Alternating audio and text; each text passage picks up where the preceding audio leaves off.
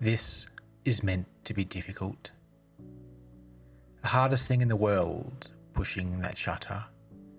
Index finger on that button, ready to take a shot. It's the hardest thing I've ever done.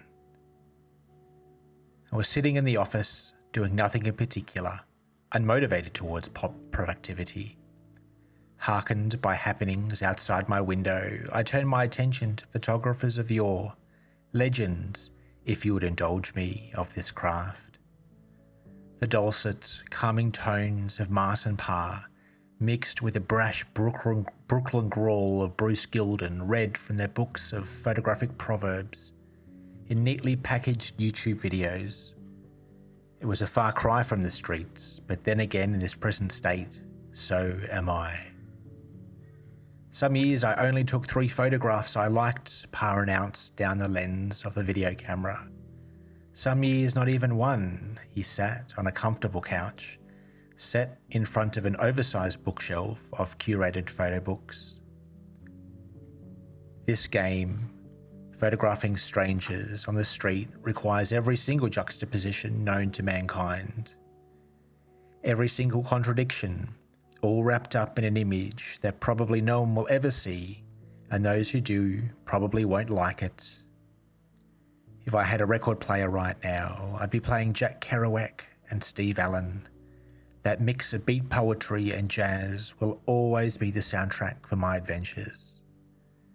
Jazz, in my estimation, good jazz that is the absolute mastery of one's own skills, harmonizing with the mastery of others, making sounds out of silence. If I could ever photograph like a jazz player could, I'd be a happy man. Any mug can point a smartphone at a stranger and get lucky. Find a quaint scene or an interesting person. It doesn't mean shit. A photo taken for personal interest, never to see the light of day. That doesn't look hard, they might say. It's literally just taking a photo. In that moment though, you're at your weakest. All your fears and vulnerabilities come to the surface, which is where those paradoxes shine their bright lights into your soul.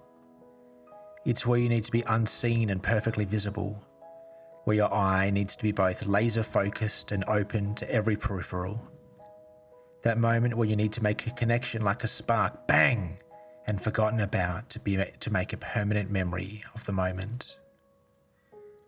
It's appreciating the infinite differences contained in this humanoidal body. Biologically, we're all essentially the same. Most of us, 10 fingers, 10 toes, 2 eyes and ears. All essentially the same. Our eyes ache to find those beautiful differences and do them justice as we capture this beautiful tragedy called life. Here's the hard word, the harsh truth. The words that the prophets and the proverbs don't utter because they don't need to. It's a truth that should be self-evident to anyone crazy enough to get into this game. You're not in New York or London or Tokyo. It's not a Leica you're holding into your hand, and they aren't beautiful strangers you're capturing. No, you're stumbling around the streets of bumfuck nowhere. You'll never be one of the greats because you're trying to see the world the way they did in a space and time they lived.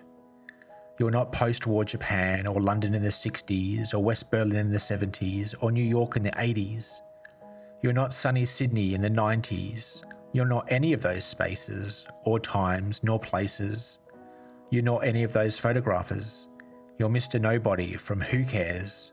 You, my friend, are in the exact training ground you need to be.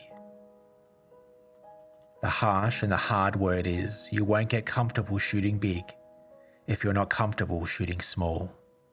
New York crushes the bones of the weak and London chews them up for dessert.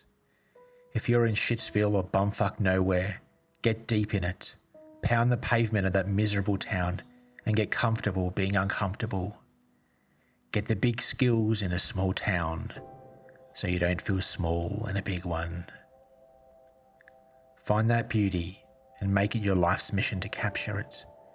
Find it in the small, in the details, in the subtlety of a stranger's smile.